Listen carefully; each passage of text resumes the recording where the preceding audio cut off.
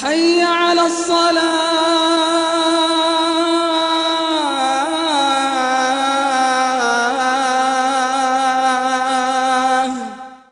kaum muslimin dan muslimat rahimani wa rahimakumullah. Selanjutnya kata penulis rahimahullahu taala, as-salatu 'alal mimbar.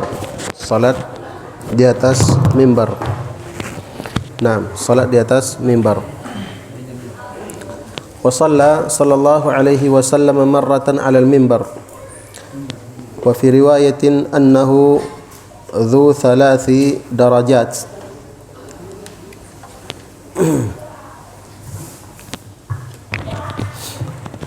Dan Rasulullah sallallahu alaihi wasallam suatu ketika salat di atas mimbar. Wa fi riwayatin, dan di dalam satu riwayat, annahu dhu thalathi darajat. Mimbar Nabi sallallahu alaihi wasallam tersebut memiliki 3 tingkat. Nah, memiliki 3 tingkat. Faqama alaihi fakabbara wa kabbara an-nas wara'ahu wa huwa 'alal mimbar. Maka beliau sallallahu alaihi wasallam berdiri di atas mimbar tersebut.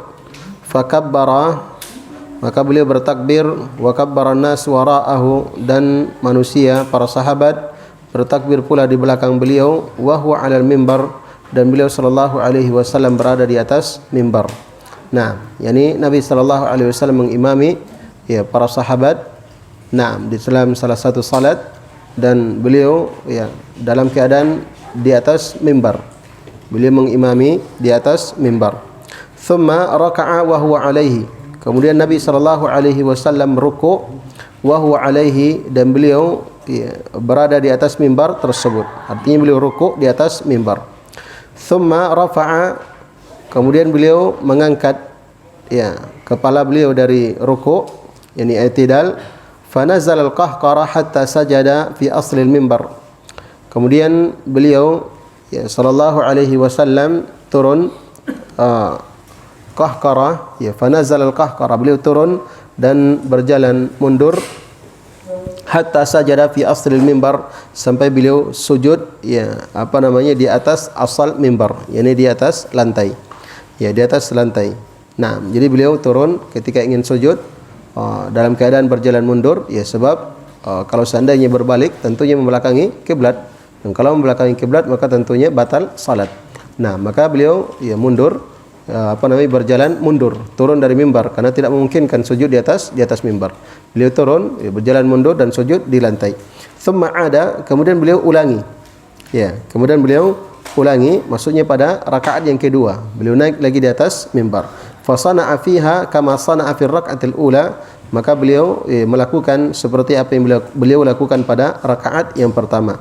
Hatta faragha min akhir salatihi thumma aqbala 'ala nasi, sampai beliau selesai dari akhir salatnya, kemudian beliau menghadap kepada manusia. Nah, kemudian beliau menghadap kepada manusia. Sini menunjukkan bahwa imam selesai dari salat itu tidak duduk dalam keadaan menghadap kiblat, akan tapi dia berputar dan menghadap ke arah makmum. Nah, selesai salat menghadap ke arah makmum. Dan dalam hadis yang lain disebutkan Nabi SAW istighfar sebanyak 3 kali. Astaghfirullah, astaghfirullah, astaghfirullah. Kemudian beliau mengucapkan Allahumma antas salam wa minkas salam tabarakta ya dzal jalali wal ikram. Kemudian beliau baru balik menghadap ke makmum. Nah, faqala, maka beliau sallallahu alaihi wasallam bersabda, ya ayyuhan nas, wahai sekalian manusia, inni sana'tu hadza lita'tammu bi wa lita'allamu salati. Sesungguhnya aku melakukan hal ini, yaitu salat di atas mimbar, lita'tammu bi, agar kalian mengikuti aku, wa lita'allamu salati, dan agar kalian mempelajari salatku. Naam, agar kalian mempelajari salatku. Taib. Jadi hadis ini dibawakan oleh penulis di sini rahimahullahu taala dengan judul as-salatu 'alal mimbar, salat di atas mimbar. Maka di dalam hadis sebagaimana kita dengarkan, Nabi sallallahu alaihi wasallam salat di atas mimbar. Bahkan beliau salat di atas mimbar dalam keadaan selaku imam. Nah, bukan salat sendiri, tapi beliau selaku imam, salat di atas mimbar. Dan di akhir hadis, Nabi sallallahu alaihi wasallam menyebutkan bahwa beliau melakukan hal tersebut itu adalah agar para sahabat mengikuti salat beliau dan mempelajari bagaimana ya salatnya Rasulullah sallallahu alaihi wasallam. Ini maksud Nabi sallallahu alaihi wasallam salat di atas mimbar tersebut, yaitu dalam rangka untuk mengajari para sahabat bagaimana tata cara beliau salat. Sebab di dalam hadis yang lain Nabi sallallahu alaihi wasallam bersabda, "Shallu kama raaitumuni usalli." Salatlah kalian sebagaimana kalian melihat aku salat. Nah, sebagaimana kalian melihat aku salat. Jadi salat yang kita kerjakan itu harus mencontoh dan mengikuti bagaimana tata cara salat Rasulullah sallallahu alaihi wasallam. Baik, kemudian di sini jemaah sekalian yang dimuliakan oleh Allah Subhanahu wa taala menunjukkan tentang bagaimana pentingnya ibadah salat. Nah, menunjukkan bagaimana pentingnya ibadah salat dan menunjukkan ya anjuran bagi ya orang-orang yang berilmu, orang-orang yang mengetahui bagaimana kaifiat salat Nabi sallallahu alaihi wasallam agar mengajarkannya kepada manusia. Sebagaimana hal tersebut dicontohkan oleh Nabi sallallahu alaihi wasallam. Nah, semangat beliau yang sangat tinggi, yang sangat besar untuk mencontohkan bagaimana salat beliau supaya manusia atau para sahabat pada saat itu mengikuti dan mencontoh bagaimana Rasulullah sallallahu alaihi wasallam mengerjakan salat. Nah, mengerjakan salat. Taib. Ya, kemudian juga ya di dalam hadis ini ya menunjukkan tentang ya, bolehnya seseorang itu melakukan gerakan ya lebih dari 3 kali di dalam salatnya apabila hal tersebut diperlukan.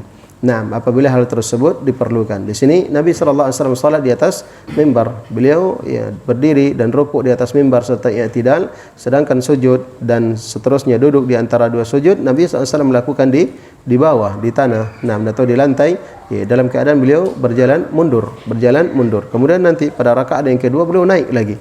Ya, dan ketika ingin sujud, maka beliau turun lagi. Kira-kira ini berapa gerakan yang lakukan oleh Nabi SAW? Tentunya lebih dari 3 kali. Maka itu adalah sesuatu yang tidak membatalkan salat. Nah, tidak membatalkan salat. Demikian pula hadis tadi yang telah berlalu bersama kita.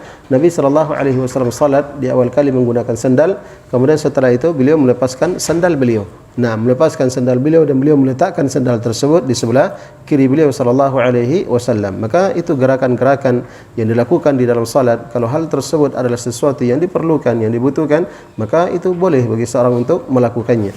Nah, boleh untuk melakukannya dan bukanlah termasuk dari hal-hal yang membatalkan salat.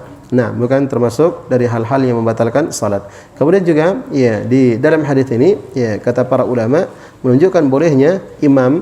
Nah, posisi imam atau tempat imam ketika mengerjakan salat itu lebih tinggi daripada makmum.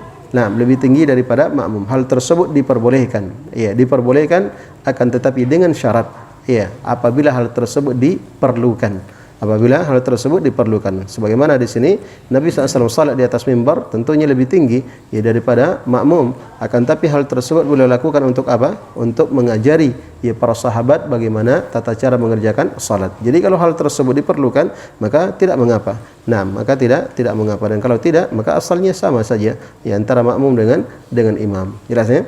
Baik. Kemudian ya